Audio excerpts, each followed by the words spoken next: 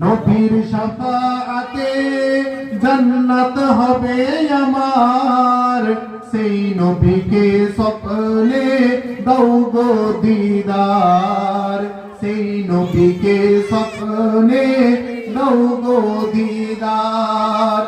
এই পৃথিবী সৃষ্টি তোমার নামে রসিলায়, সেই নবীকে দেখবো মন যে আমার চাই। নবীর শাফাআতে জান্নাত হবে আমার, সেই নবীকে স্বপ্নে দাও গো দিদার, সেই নবীকে স্বপ্নে দাও গো দিদার। নবী তোমার শান এত মহান, রাসূল তোমার শান এত মহান, আল্লাহর নামের সাথে তোমার ওই নাম, আল্লাহর নামের সাথে তোমার ওই নাম। সুবহানাল্লাহ, নারে তাকবীর, নারে তাকবীর। আল কোরআনের আলো, আল হাদিসের আলো, নারে তাকবীর। নবী তোমার শান এত মহান, রাসূল তোমার শান এত মহান, আল্লাহর নামের সাথে তোমার ওই নাম, আল্লাহর নামের সাথে তোমার ওই নাম। সুবহানাল্লাহ। কালেমায়ে তাইয়্যিবাতে নাম যে তোমার, কালেমায়ে শাহাদাতে নাম যে তোমার, আরশেতে লেখা আছে নাম যে তোমার, মুয়াজ্জিন আযানেতে নাম নেই তোমার। হ্যাঁ, নবীর শাফাআতে জান্নাত হবে আমার। সকলে বলি, সেই নবীকে স্বপ্নে দাও গো দিদার, সেই নবীকে স্বপ্নে দাও গো দিদার। এই পৃথিবী সৃষ্টি তোমার নামে রসিলায়, এই পৃথিবী সৃষ্টি তোমার নামে রসিলায়, সেই নবীকে দেখবো মন যে আমার চাই। বলো সুবহানাল্লাহ। নবীর শাফাআতে জান্নাত হবে আমার, সেই নবীকে স্বপ্নে দাও গো দিদার, সেই নবীকে স্বপ্নে দাও গো দিদার। আল্লাহুম্মা সাল্লি আলা ওয়া মাওলানা মুহাম্মদ ওয়া আলা আলি সাইয়্যিদিনা মাওলানা মুহাম্মদ। হাসবি রব্বি জাল্লাল্লাহ মা ফি কলবি গায়রুল্লাহ, নূর মুহাম্মদ সাল্লাল্লাহ, বলো লা ইলাহা ইল্লাল্লাহ। জিকির করি লা ইলাহা ইল্লাল্লাহ, লা ইলাহা ইল্লাল্লাহ, লা ইলাহা ইল্লাল্লাহ, লা ইলাহা ইল্লাল্লাহ মুহাম্মাদুর রাসূলুল্লাহ সাল্লাল্লাহু আলাইহি ওয়াসাল্লাম। وقال الله تعالى في كلامه المجيد والفرقانه الحميد: يا أيها الذين آمنوا ادخلوا في السلم كافة. وقال النبي صلى الله عليه وسلم: المسلم من سلم المسلمون من لسانه ويده. وقال الله تعالى في كلامه المجيد والفرقانه الحميد قد أفلح من تزكى وذكر اسم ربه فصلى بل تؤثرون الحياة الدنيا والآخرة خير وأبقى وقال النبي صلى الله عليه وسلم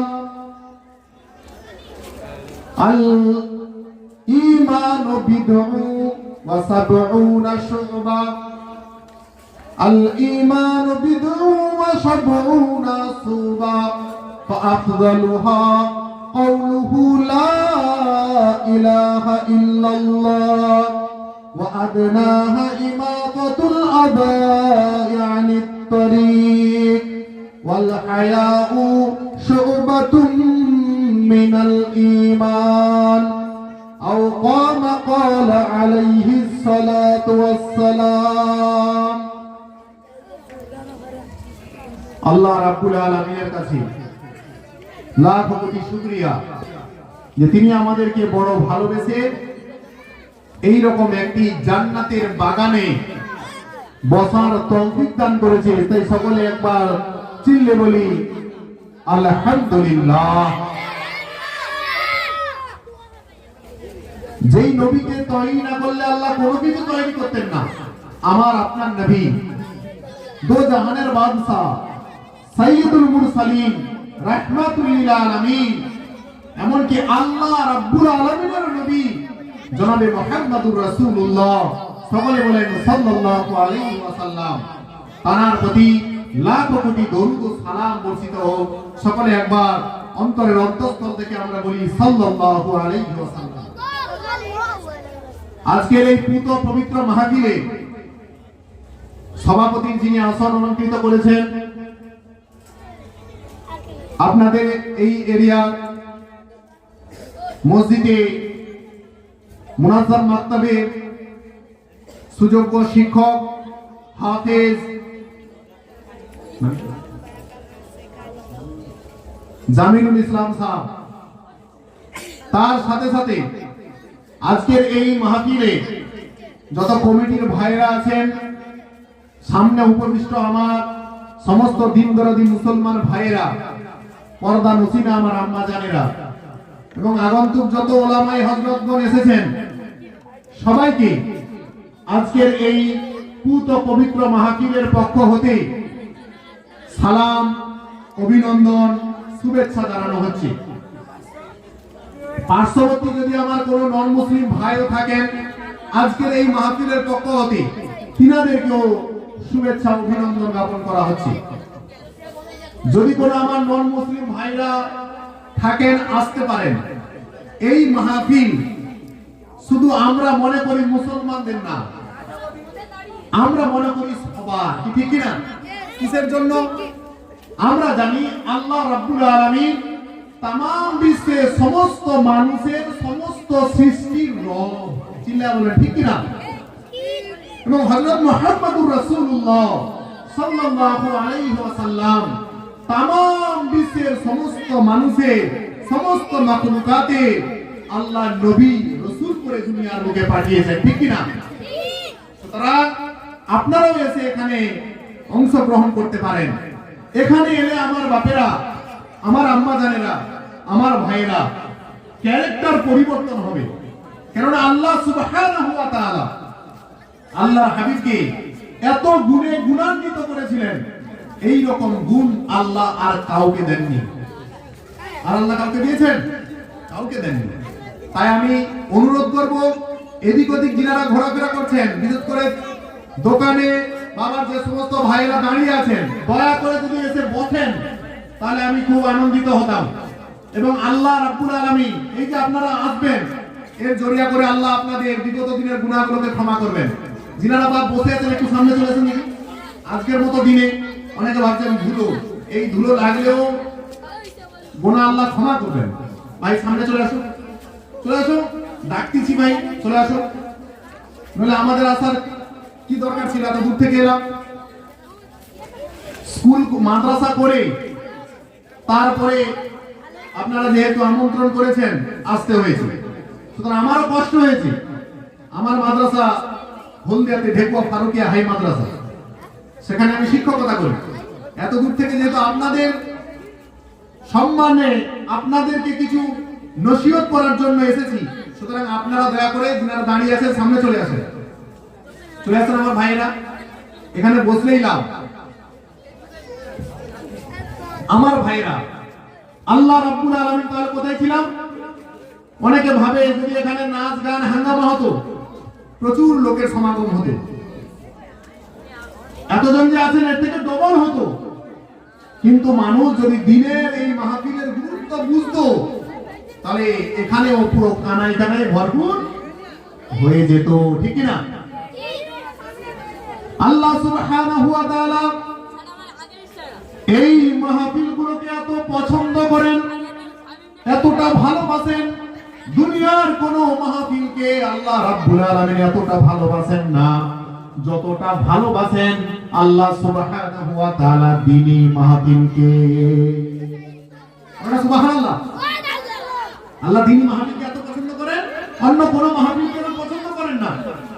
আল্লাহ রাব্বুল আলামিন এতটা ভালোবাসেন, যে সমস্ত আমার ভাইয়েরা এখানে বসে আছেন, যে সমস্ত আমার মা বোনরা পর্দা নসিনা হিসাবে বসে আছেন, আপনারা সাদামাটা ভাববেন না। এখানে বসা মানেই আপনার বিগত দিনের আল্লাহ গুনাহগুলোকে ক্ষমা করে দেন। সুবহানাল্লাহ বলতে মজা না? অনেকদিন সুবহানাল্লাহ বলতে হবে। কেন সুবহানাল্লাহ বলতে হবে? এই কারণে সুবহানাল্লাহ বলতে হয়, আমার বাপেরা, আল্লাহ রাব্বুল আলামিন তিনারা হাবিবের দ্বারা আমাদেরকে হাদিস পাকের মাধ্যমে জানিয়ে দিলেন। আল্লাহর নবী পাক জবানে জানালেন, যখন কোন বান্দা আল্লাহর কোন মাহবুব বান্দা অন্তরের অন্তঃস্থল থেকে সুবহানাল্লাহ একবার বলবে, আমার আল্লাহ এত খুশি হয়ে যান। এই সুবহানাল্লাহ বলার কারণে তার আসমান জমিনে যত ফাঁকা জায়গা থাকে নেকিতে আল্লাহ ভরপুর করে দেয়। এই যে একবার সুবহানাল্লাহ বলে কি হলো? আসমান জমিনে যত ফাঁকা জায়গা আছে সব দিয়ে গেল, নেকিতে ভরে গেল। আল্লাহ রাব্বুল আলামিন সুবহানাল্লাহ বলাকে এত পছন্দ করেন। আমার বাপেরা, এই মাহফিলকে আল্লাহ রাব্বুল আলামিন এত ভালোবাসেন।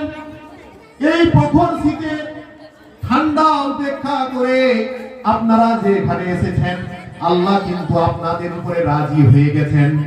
এই যে এসে বসেছেন, আল্লাহ রাব্বুল আলামিন কসম করে বলছি, এখানে শুধু আপনারা বসে নেই, অগণিত ফেরেশতারা, নূরের তৈরি ফেরেশতারাও এখানে উপস্থিত হয়ে গেছে। এখানে কারা আছে বল? নূরের ফেরেশতা। আল্লাহ এই মাহফিলকে এত পছন্দ করেন। মাহফিল দেখতে ছোট, কিন্তু আল্লাহর কাছে এত পছন্দনীয় মাহফিল। আল্লাহ রাব্বুল আলামিন এত ভালোবাসেন। আল্লাহর হাবিব বলেন, ওয়া নাযালাত আলাইহিমুস সাকিনা। আমি আল্লাহ রাব্বুল আলামিন এই রকম মাহফিলে প্রশান্তি বর্ষণ করি। আল্লাহ প্রশান্তি আসমান থেকে বর্ষণ করছেন বৃষ্টি আকারে, আমরা দেখতে পাচ্ছি না। এরপরে আল্লাহ চুপ থাকেন না। ওয়াগাসিয়াতুহুমুর রাহমাহ, আল্লাহর নবী পাক জবানের মাধ্যমে জানিয়ে দিলেন, পুরো আল্লাহ রাব্বুল আলামিন এই মাহফিলকে খাস রহমত দ্বারা ঘিরে ফেলেন। এরপরে আল্লাহ চুপ থাকেন না। ওয়াহুফাত আলাইহিমুল মালায়েকা, মালায়েকা ফেরেশতা মণ্ডলীও এই মাহফিলকে ঘিরে ফেলেন। এরপরে আল্লাহ চুপ থাকেন না। ফেরেশতাদেরকে আল্লাহ রাব্বুল আলামিন জিজ্ঞাসা করেন, ও আমার ফেরেশতারা, তোমরা কোথায় গিয়েছিলে? ফেরেশতারা বলতে থাকেন, রাব্বুল আলামিন, আমরা তো অমুক জায়গায় নন্দীগ্রামের অমুক মহল্লাতে আমরা গিয়েছিলাম, দ্বীনি মাহফিল হয়েছিল। আল্লাহ রাব্বুল আলামিন বলতে থাকেন, ও ফেরেশতারা, আল্লাহ সব জানার পরেও, ও ফেরেশতারা, ওখানে আমার বান্দা বান্দীরা কি নিয়ে আলোচনা করছে, তারা কেন বসেছিল? আল্লাহর ফেরেশতারা বলতে থাকেন, রাব্বুল আলামিন, তারা একটি বিষয় নিয়ে তারা আশাবাদী, যেন তারা জান্নাতে যেতে পারে। আল্লাহ রাব্বুল আলামিন বলতে থাকেন, ও আমার ফেরেশতারা, আমার বান্দা বান্দি কি জান্নাত দেখেছে? ফেরেশতারা বলে আল্লাহ তারা তো জান্নাত দেখেনি। আল্লাহ বলল কেমন ভাবে তারা বিশ্বাস করলো আমি আল্লাহ জান্নাত রেখেছি? ফেরেশতারা বলতে থাকেন রব্বুল আলামিন তারা আপনার কিতাবুল্লাহ কোরআনুল কারীম পড়ে জেনেছে, তারা আপনার প্রিয় নবীর হাদিস পড়ে জেনেছে। যারা ভালো কাজ করবে, দ্বীনি মাহফিলে যারা বসবে, তাদের জন্য আল্লাহ জান্নাত সাজিয়ে রেখেছেন, এবং যারা খারাপ কাজ করবে তাদের জন্য জাহান্নামের ব্যবস্থা করে রেখেছেন। আল্লাহ রাব্বুল আলামিন বলতে থাকেন ও আমার ফেরেশতারা তোমরা সাক্ষী থাকো, আমি আমার ওই সমস্ত বান্দা বান্দীদেরকে জাহান্নাম থেকে মুক্তি দিয়ে জান্নাতের অধিকারী করে দিলাম। আজকের কথা মানে জান্নাতে যাওয়ার একটা সার্টিফিকেট সুযোগ আমরা পাবো ইনশাআল্লাহ। বলে ইনশাআল্লাহ। আল্লাহ যেন আমাদের এই মাহফিলকে কবুল করেন, বলেন আমিন। যে সমস্ত ভাইয়েরা, কমিটির ভাইয়েরা অর্থ দিয়ে, শ্রম দিয়ে, এবং আমার এলাকাবাসী যারা আছেন বুদ্ধি দিয়ে, অর্থ দিয়ে, শ্রম দিয়ে যারা সাহায্য সহযোগিতা করেছেন, তিনাদের দান, সমস্ত সাহায্য সহযোগিতা যেন আল্লাহ কবুল করেন, বলেন আমিন। আল্লাহ এর বদৌলতে দুনিয়া এবং আখিরাতের সফলতা দান করেন, বলেন আমিন। আল্লাহ এই সমস্ত আমার বাচ্চা বাচ্চীদেরকে দিনের জন্য কবুল করে নেন, বলেন আমিন। দ্বীনি মাহফিল কতই গুরুত্বপূর্ণ। এরপরে আল্লাহ চুপ থাকেন না। হাদিসে প্রিয় নবী বলছেন ওয়াদাকারাহুল্লাহু ফীমান ইনদা, আল্লাহ রাব্বুল আলামিন আমাদের এই আলোচনা ফেরেশতাদের কাছে করতে থাকে। আমার বাপেরা, বাচ্চারা, কমিটির ভাইরা বিশেষ করে আপনারা এখানে আছেন, এখানে এসে বসতে হবে, বাচ্চাদেরকে কন্ট্রোল রাখতে হবে। তাহলে আমার ভাইরা, আল্লাহ রাব্বুল আলামিন এই মাহফিলকে কত ভালোবাসেন। দ্বীনি মাহফিল আল্লাহ সুবহানাহু ওয়া তাআলা এই কারণে ভালোবাসেন, এখানে আল্লাহর কথা আলোচনা হয় এবং জনাবে মুহাম্মদুর রাসূলুল্লাহ, সকলে বলেন সাল্লাল্লাহু আলাইহি ওয়াসাল্লামের কথা আলোচনা হয়।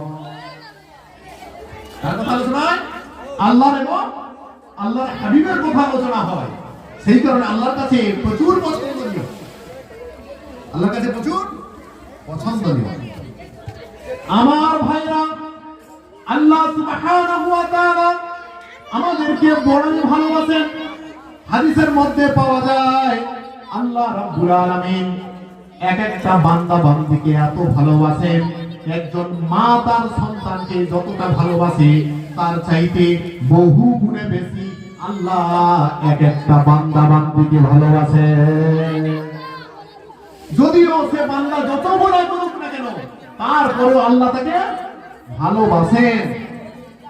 সদা সর্বদা আল্লাহ চাতক পাখির ন্যায় চেয়ে থাকেন যে ও আমার বান্দা, কেন তুমি গুনার কাজে লিপ্ত আছো, শয়তানের গোলামি কেন করছো, দুনিয়ার মহব্বতে কেন ব্যস্ত আছো, তুমি আমার দিকে ফিরে এসো, আমি তোমার সমস্ত গুনাহগুলোকে ক্ষমা করে দেবো। না সুবহানাল্লাহ। আল্লাহ এত ভালোবাসেন, আল্লাহর মতো আর কেউ আমাদেরকে এত ভালোবাসেন না। পৃথিবীতে আমাদের কে পাঠিয়েছেন? আল্লাহ। গোটা বিশ্বের মালিক কে? আল্লাহ। আমাদের হাত, পা, চোখ, নাক, মুখ কে দিয়েছেন? আল্লাহ। কত ভালোবাসেন। গাছপালা, নদী, নালা আমাদের জন্য আল্লাহ বানিয়েছেন। আল্লাহ সূরা নাহলে জানাচ্ছেন ওয়াল্লাযী সাখখারাল বাহরা লিতাকুলু মিনহু লাহমান তারিয়া। আল্লাহ রাব্বুল আলামিন বলেন ও আমার বান্দা বান্দি তোমরা শুনে রেখে দাও, ওয়াল্লাযী সাখখারাল বাহরা, আল্লাহ রাব্বুল আলামিন বলেন ও আমার বান্দা বান্দি তোমরা শুনে রেখে দাও, তোমাদেরকে আমি এত ভালোবাসি, এত প্যার করি, মহব্বত করি, তামাম বিশ্বের যে নদীগুলো দেখছো, সমুদ্রগুলো দেখছো, এই সমস্ত কিছুকে তোমাদের সেবার জন্য তৈরি করেছি। আমি তোমাদেরকে এত ভালোবাসি, সমুদ্রের টনের পর টন আমি মাছের ব্যবস্থা করে রেখেছি, যাতে তোমরা নদী, নালা, সমুদ্র হতে পর্যাপ্ত পরিমাণে মাছ তুলে তোমরা খেতে পারো। এরপরে আল্লাহ রাব্বুল আলামিন আরো বলেন, সমুদ্রে মণি মুক্ত রেখেছি, এই সমস্ত কিছু তোমাদের জন্য বানিয়েছি। আল্লাহ এত ভালোবাসেন, উপরের আয়াতে ওই সূরা নাহলে জানাচ্ছেন, ওয়াল্লাযী সাখখারা লাকুমুল লাইলা ওয়ান নাহারা ওয়াশ-শামসা ওয়াল কমার। আল্লাহ বলেন, ও আমার বান্দা বান্দি, আমি আল্লাহ তোমাদেরকে এত ভালোবাসি, এত মহব্বত করি, তোমাদের জন্য রাত এবং দিনকে, চন্দ্র এবং সূর্যকে, সমস্ত গ্রহ নক্ষত্রকে আমি আল্লাহ তোমাদের সেবার জন্য তৈরি করেছি। নারে তাকবীর, নারে তাকবীর। আল্লাহ কত ভালোবাসেন।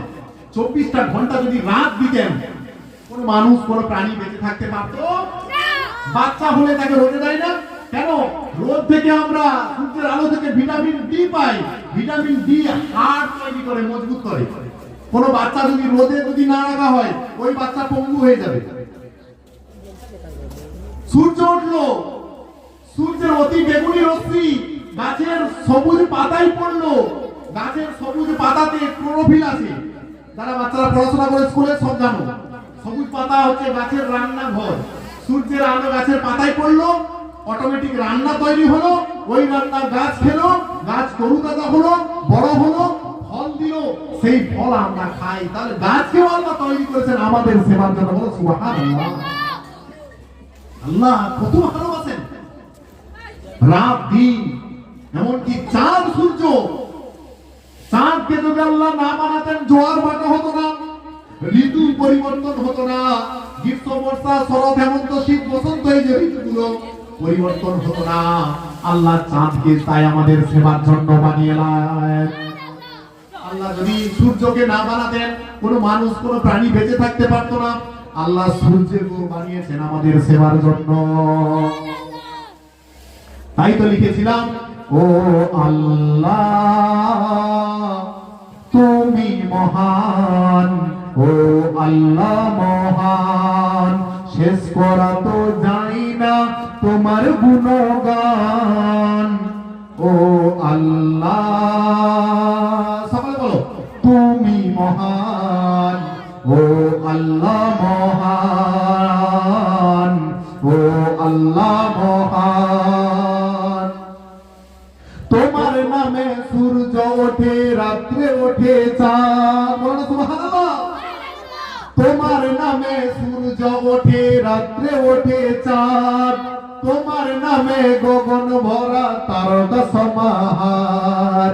তোমার নামে পাখিরা ওই, হ্যাঁ তোমার নামে পাখিরা ওই গাই যে গুণগান। ও আল্লাহ তুমি মহান, সকলে বলি, ও আল্লাহ মহান, ও আল্লাহ মহান, শেষ করা তো যায় না তোমার গুণগান। ও আল্লাহ তুমি মহান, ও আল্লাহ মহান। সুবহানাল্লাহ। আকাশ হতে বৃষ্টি নামে তোমার হুকুমে। কার হুকুমে বৃষ্টি নামে? পৃথিবীর সমস্ত মানুষ, আজকে বিজ্ঞান এত ডেভেলপমেন্ট, সবাই মিলে যদি চায় আকাশ থেকে এক ফোঁটা বৃষ্টি নামাও, পারবে? চিল্লা বলে পারবে? পারবে না। বৃষ্টি দেওয়ার মালিক কে? তাই আকাশ হতে বৃষ্টি নামে তোমার হুকুমে, আর জমিন হতে শস্য যে হয় তোমার নামে। সুবহানাল্লাহ। নারে তাকবীর, নারে তাকবীর। হ্যাঁ, আকাশ হতে বৃষ্টি নামে তোমার হুকুমে, আর জমিন হতে শস্য যে হয় তোমার নামে।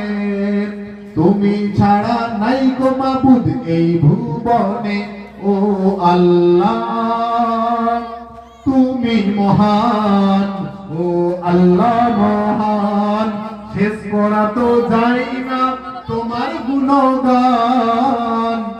ও আল্লাহ, সকলে বলি, তুমি মহান, ও আল্লাহ মহান। লা ইলাহা ইল্লাল্লাহ। ইল্লাল্লাহ লা ইলাহা ইল্লাল্লাহ লা ইলাহা ইল্লাল্লাহ মুহাম্মাদুর রাসূলুল্লাহ। মাশাআল্লাহ, শ্রোতাগুলো একবারে জবরদস্ত। কষ্ট হচ্ছে না? কষ্ট হচ্ছে? চলবে ইনশাআল্লাহ। তাহলে আল্লাহ আমাদেরকে অনেক ভালোবাসেন আর অগণিত নিয়ামত দিয়ে আল্লাহ ঢেকে রেখেছেন। আমরা কি আল্লাহর নিয়ামত গণনা করে শেষ করতে পারবো? সিলেবাস শেষ করতে পারবো? তা শুধু আমরা না, তামাম বিশ্বে যত মানুষ আছে সবাই মিলে যদি আল্লাহর নিয়ামত গণনা করে শেষ করতে পারবে? সমস্ত জিন জাতি মিলে যদি গণনা করে শেষ করতে পারবে? তাহলে কিয়ামত পর্যন্ত যত মানুষ আসবে, যত জিন আসবে, যত মাখলুকাত আসবে, সবাই মিলে যদি আল্লাহর নিয়ামতের গণনা, আল্লাহর নিয়ামতের গণনা করতে থাকে, শেষ করতে পারবে? আল্লাহ রাব্বুল আলামিন তাই সূরা নাহলের একটা রুকুর শেষের দিকে আল্লাহ জানাচ্ছেন, আল্লাহ রাব্বুল আলামিন বলেন, ও আমার বান্দা-বান্দি তোমরা শুনে রেখে দাও, আমি আল্লাহ ওয়া ইন তাউদ্দু নিমাতাল্লাহি লা তুহসুহা। ও আমার বান্দা-বান্দি তোমরা শোনো, আমি আল্লাহ এত মহান, তোমাদেরকে আমি আল্লাহ এত নিয়ামত দ্বারা ঢেকে রেখেছি, এত আমার অগণিত নিয়ামত দান করেছি। তোমরা সবাই মিলে যদি আমার নিয়ামতকে গণনা করতে থাকো 1-2-3 করে, কিয়ামত পর্যন্ত তোমরা আমার নিয়ামতকে গণনা করে শেষ করতে পারবে না। আল্লাহ নিয়ামতকে গণনা করে শেষ করা যাবে না। তাহলে আল্লাহ যেহেতু আমাদের এত নিয়ামত দিয়েছে, তাহলে আমাদের কি করাটা কর্তব্য? কিছু একটা করা লাগবে, কিছু একটা করা লাগবে। কি করা লাগবে? আল্লাহ তাই আমাদের কি করা কর্তব্য জানাচ্ছেন, কোরআনুল কারীম আমাদেরকে জানিয়ে দিচ্ছেন।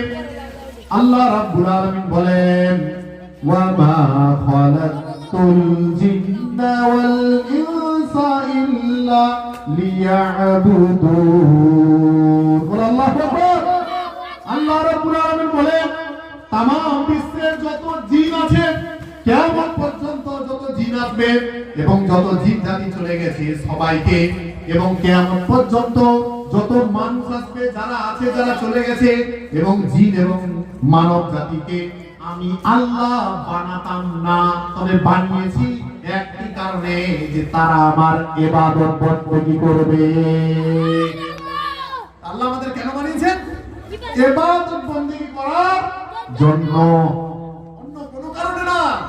আল্লাহ সব নিয়ামত আমরা ভক্ষণ করি, আল্লাহ আমাদেরকে বানিয়েছেন, বান্দা তুমি সব খাও আর সব ভক্ষণ করো, যা আমি হালাল তোমাদেরকে দিয়েছি, আর তোমাদেরকে আমি একটা বিশেষ উদ্দেশ্যে বানিয়েছি, তোমরা সদা সর্বদাই আমার ইবাদত বন্দেগী করার জন্য।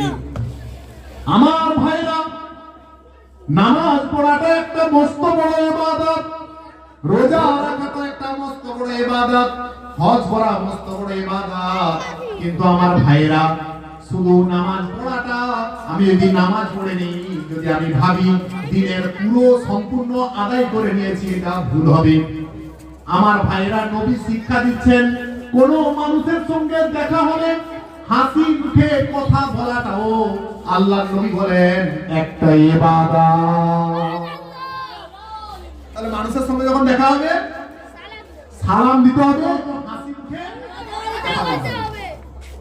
আর এখন মানুষের সঙ্গে দেখা হলে কথাই কই বলে না, সালাম তো দূরের কথা। বাহ, বড় ওয়াজ করতে পারবে ইনশাআল্লাহ, আল্লাহ যেন কবুল করে। 10 হাত দিয়ে চলে যাচ্ছে সত্যি। তাহলে হাসি মুখে কথা বলাটাও ইবাদত। আমার ভাইরা, টয়লেটে যখন যাবেন, একটা নোংরা জায়গা, যে জায়গায় বেশিক্ষণ থাকতে হয় না, ওখান থেকে জীবাণু ছড়ায়, নোংরা জায়গা, সেই জায়গাতে টয়লেটে যাওয়াটাও আল্লাহর নবী বলছেন ইবাদত। নামাজ পড়া একটা ইবাদত, টয়লেটে যাওয়াটাও একটা ইবাদত। যদি আমরা টয়লেটে আল্লাহর নবীর সুন্নত অনুযায়ী যদি যাই, তাহলে ইবাদত হবে। আল্লাহর নবীর সুন্নত অনুযায়ী যদি যাই, তবে ইবাদত হবে। তাহলে প্রত্যেকটা কাজ যদি আল্লাহর নবীর সুন্নত তরিকায় করি, তবেই কি হবে? ইবাদত হবে। আর যদি আল্লাহর নবীর সুন্নত অনুযায়ী না করি, ওটা দুনিয়াবি কাজ হবে, ইবাদত সব পাওয়া যাবে না। মাশাআল্লাহ, সব পাওয়া যাবে না। তাহলে টয়লেটে ঢুকতে গেলে কি দোয়া পড়তে হবে? কি দোয়া? এটা সুয়া দোয়া, ঘুমানো দোয়া। বাহ, মাশাআল্লাহ, মাশাআল্লাহ, নারে তাকবীর, নারে তাকবীর। দেখেন মুনাজ্জাম মাকতাবে চলার বদৌলত অনেক বাবাজিরা বসে আছেন, কিন্তু আওয়াজ আসে না, কিন্তু বাচ্চারা বলে দিবে। মাশাআল্লাহ। আমার ভাইয়েরা, টয়লেটে যখন যাবেন বাঁ পা দিয়ে প্রবেশ করবেন এবং দোয়াটা ঢোকার আগে বলবেন বিসমিল্লাহি আল্লাহুম্মা ইন্নী আউযু বিকা মিনাল খুবুসি ওয়াল খাবায়েস। হে আল্লাহ, আমি জিন শয়তান, খারাপ অনিষ্ট শয়তানের থেকে আপনার কাছে আমি আশ্রয় চাচ্ছি। এই দোয়াটা যদি কেউ পড়ে, টয়লেটে শয়তান থাকে, জিনরা থাকে, খারাপ জিনেরা থাকে, যদি কেউ দোয়া না পড়ে ঢোকে জিন আপনাকে আক্রমণ করতে পারে। আর যদি আপনি দোয়া পড়ে ঢোকেন জিনের বাবার ক্ষমতা হবে না, আপনাকে আক্রমণ করবে। তাহলে টয়লেটে ঢোকার সময় বাবা দিয়ে এবং দোয়া পড়ে ঢোকবেন। টয়লেট করলেন, বেরোনোর সময় বলতে হবে ডান পা দিয়ে বেরোতে হবে এবং দোয়া পড়বেন গুফরানাকা আলহামদুলিল্লাহিল্লাযী আযহাবা আন্নিল আযা। মাশাআল্লাহ। এই দোয়াটা যদি কেউ পড়ে, হে আল্লাহ, দোয়ার অর্থ কি? হে আল্লাহ, আপনার কাছে সমস্ত প্রশংসা আপনার, যেহেতু আমার দেহ হতে যে কষ্টদায়ক বস্তু ছিল পেশাব পায়খানা, যদি কারণ না হয় তাহলে তার ঘুম হারাম হয়ে যাবে। ঠিক কি না? পেশাব পায়খানা যদি না হয় তার ঘুম হারাম হয়ে যাবে, ও আর বেঁচে থাকতে পারবে না। সুতরাং পেশাব পায়খানার ব্যবস্থা যাতে আমাদের শরীর থেকে বার হয়ে যায়, এই ব্যবস্থা করেছেন কে? তাহলে সে আল্লাহ কত মহান। আল্লাহ তাহলে কত মহান। যদি পেশাব পায়খানা না হতো কি হতো? মানুষ বাঁচতো না। তাই দোয়া করতে, হে আল্লাহ, আমার শরীরে যে কষ্টদায়ক বস্তু ছিল পেশাব পায়খানা, আপনি যে বার করেছেন হে আল্লাহ, তার জন্য সমস্ত প্রশংসা আপনার। সুবহানাল্লাহ। আমার নবী, দয়ার নবী হাবিবুল্লাহ মুহাম্মদুর রাসূলুল্লাহ সাল্লাল্লাহু আলাইহি ওয়াসাল্লাম পাক জবানের মাধ্যমে জানিয়ে দিলেন, এইভাবে যদি কেউ টয়লেট করে, যতক্ষণ পর্যন্ত সে টয়লেটের ভিতরে ছিল তার আমলনামায় নেকি লেখা হচ্ছিল। তাহলে এই নোংরা জায়গা কিন্তু নবীর সুন্নত তরিকায় করার কারণে আল্লাহ কিন্তু নেকি লেখা শুরু করেছে। তাহলে প্রত্যেকটা কাজ সুন্নত তরিকায় করতে হবে, প্রত্যেকটা কাজ সুন্নত তরিকায় করতে হবে। আল্লাহ আমার নবীকে কত ভালোবাসেন, নবীর সুন্নত অনুযায়ী চলার কারণে আল্লাহ আমাদের গুনাহকে ক্ষমা করছেন। একটা নোংরা জায়গায় যাওয়ার পরেও নবীকে আল্লাহ কত ভালোবাসেন। আর আল্লাহ নবী যেই রকম চলেছেন ওইভাবেই যে চলবে, যেমন তার সওয়াব হবে তেমন তার শরীরের আস্তে আস্তে সমস্ত রোগ ভালো হয়ে যাবে। আল্লাহ নবী বলেছেন পানি তোমরা বসে পান করো। কোন এখন সমস্ত মডার্ন ছেলেরা, আমাদের মুসলিম বাড়ির ছেলেরাও দাঁড়িয়ে দাঁড়িয়ে পানি পান করে নিল। বোতল ধরলো, দাঁড়িয়ে দাঁড়িয়ে পানি পান করে নিল। ডাক্তারকে জিজ্ঞাসা করবেন দাঁড়িয়ে পানি পান করলে শরীরের কি ক্ষতি হয়? ডাক্তাররা বলে দাঁড়িয়ে পানি পান করলে তার হার্টের পর্যন্ত অ্যাটাক হতে পারে, হার্ট অ্যাটাক হতে পারে। শরীরের মানে ভালো তো হয় না, বরঞ্চ মারাত্মক ক্ষতি হয়। আর আল্লাহর হাবিব ১,৫০০ বছর পূর্বে জানিয়ে দিয়েছেন বসে পানি পান করবে, ৩ নিঃশ্বাসে পানি পান করবে, বিসমিল্লাহ বলে শুরু করবে, মাথা ঢাকবে, ডানা দিয়ে ধরবে গ্লাসকে বা যে পাত্র দিয়ে দেখে পান করবে। কতগুলো সুন্নাত।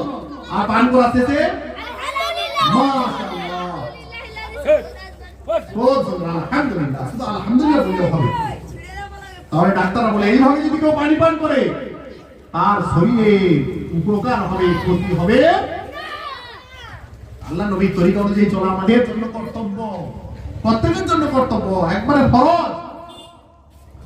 আল্লাহ নবী প্রত্যেকটা তরিকার ভিতরে গোটা মানব সম্প্রদায়ের কামিয়াবি রয়েছে। আল্লাহ নবীর তরিকা অনুযায়ী যে চলবে না ওই ব্যক্তি হয়ে যাবে দুনিয়ার মধ্যে সবচাইতে খারাপ। সবচাইতে খারাপ। আজকে যে মানুষকে আপনি বলেন আপনি ভালো আছেন, সে বলবে ভালো নেই। এর মূল কারণ কি? আল্লাহ নবী তরিকা অনুযায়ী এই বাপ এই আস্তে এই সামনে এসে বসো, সামনে এসে বসো। পরে একবার সামনে আসো। তাহলে সুন্দর তরিকায় চলতে হবে। বিশ্ববাসী আজকে কি অশান্তিতে জর্জরিত। আমি লিখেছিলাম বিশ্ববাসী অশান্তিতে জর্জরিত হয়। এত সম্পদের মালিক, প্রচুর পরিমাণে অর্থ সম্পদ, কিন্তু মনে শান্তি নেই। তাই বিশ্ববাসী অশান্তিতে জর্জরিত হয়।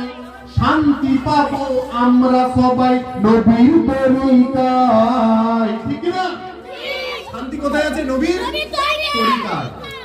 তাই শান্তি পাবো আমরা সবাই নবীর তরিকায়।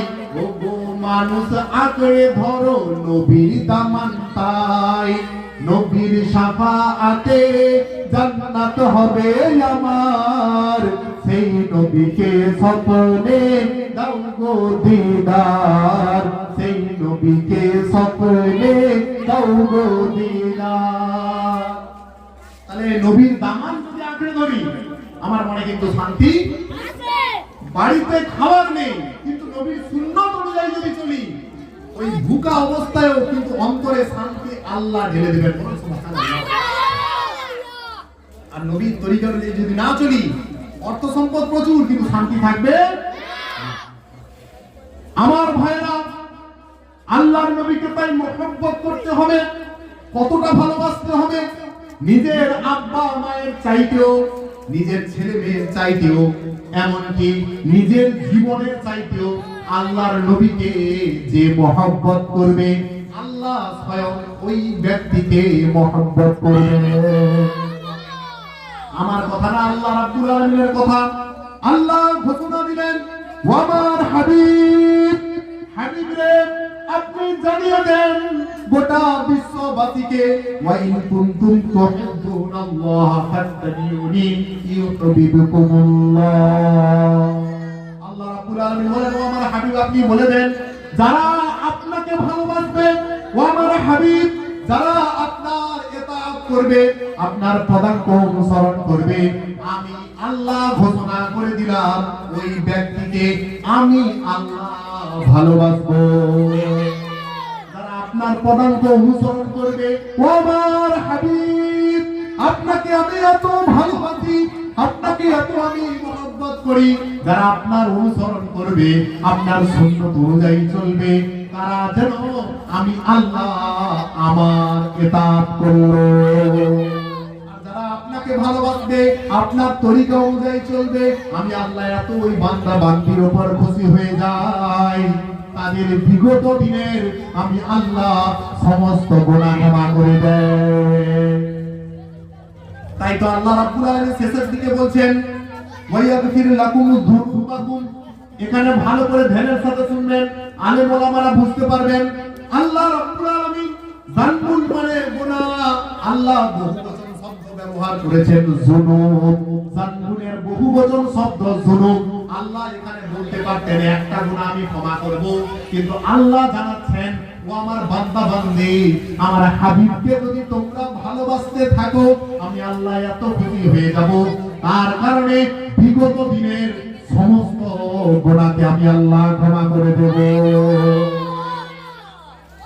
যদি আল্লাহর হাবিবকে ভালোবাসি, তাহলে আল্লাহ বিগত দিনের সমস্ত গুনাহকে মাফ করে দেবে, সমস্ত গুনাহকে মাফ করে দেবে। আমরা তো প্রচুর গুনাহ করে ফেলেছি, পুরো অন্তর কালো করে ফেলেছি, রাত দিন 24 ঘন্টা গুনাহ করি, আর আল্লাহ আমাদেরকে এত ভালোবাসেন, রাত দিন 24 ঘন্টা শুধু আল্লাহ আমাদের গুনাহকে মাফ করতে থাকে। সুবহানাল্লাহ। এটাও আমার কথা না, হাদিসে কুদসির কথা। আল্লাহ রাব্বুল আলামিন বলেন, বান্দা তোমাদেরকে আমি উম্মতে মুহাম্মাদি এত ভালোবাসি, যতক্ষণ পর্যন্ত তোমরা না জান্নাতে যাবে, কিয়ামতের মাঠে আমি আল্লাহ অন্য কোন নবীর উম্মতকে জান্নাতে পাঠাবো না। বলো না সুবহানাল্লাহ।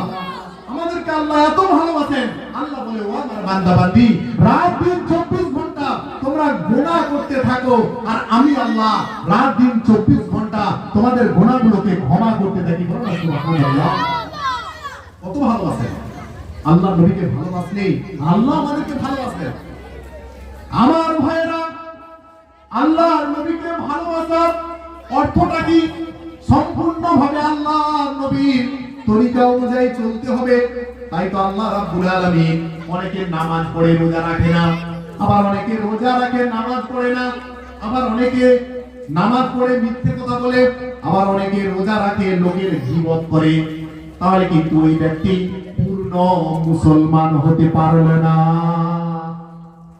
রোজা রেখে যদি কেউ মিথ্যে কথা বলে আর চুগলখড়ি করে, বিশেষ করে মা বোনদের ভিতরে অনেক হয়, এর কথা তার কাছে, তার কথা তার কাছে, তাহলে আপনার রোজা ভেঙে গেল, রোজা ফেটে গেল। আল্লাহর নবীর কথা, আর সাওম জুন্নাহ, রোজা হচ্ছে ঢাল স্বরূপ। যে ব্যক্তি রোজা রেখে ঝগড়া করে, যে ব্যক্তি রোজা রেখে খারাপ ছবি দেখে, যে ব্যক্তি রোজা রেখে গান শুনে, যে ব্যক্তি রোজা রেখে পরনিন্দা করে, তাহলে তার রোজা হবে না। হাত রোজা রাখে, মুখ রোজা রাখে, ব্রেন রোজা রাখে, দিল রোজা রাখে, পাও রোজা রাখে, পুরো শরীরের সমস্ত অঙ্গ প্রত্যঙ্গ রোজা রাখে। আর আপনি যদি রোজা রাখা মানে শুধু যদি রোজা রাখেন, তাহলে ভুকা থাকা ছাড়া আর কিছু না। রোজা রাখা মানে পূর্ণাঙ্গ ভাবে ইসলামিক নিয়ম অনুযায়ী চলা দরকার। আমার ভাইরা, আংশিক দিনকে আল্লাহ পছন্দ করেন না। রোজা রাখলাম, নামাজ পড়লাম না, নামাজ পড়ি তো মিথ্যা কথা বলি, আল্লাহ পছন্দ করেন না। তাই তো আল্লাহ রাব্বুল আলামিন জানিয়ে দিয়েছেন, ও আমার বান্দা বান্দি তোমরা শুনে রেখে দাও,